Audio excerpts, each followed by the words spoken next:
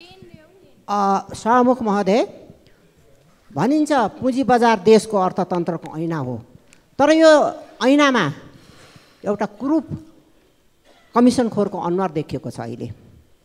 सभामुख महोदय,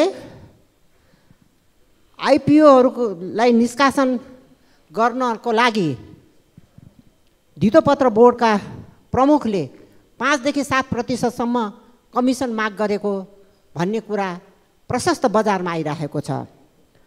वास्तवमा धितोपत्र बोर्डले चाहिँ आफ्नो राम्रोसँग काम गर्नु सकेको छैन। पुँजी बजारमा हजारौं नागरिकहरूको पैसा फँसेको छ, अर्बौंको पैसा फँसेको छ। यो ती पुँजी बजारमा जसले आफ्ना पैसाहरू लगाएका छन् तिनीहरूमाथि अन्याय हुनु पुगेको छ।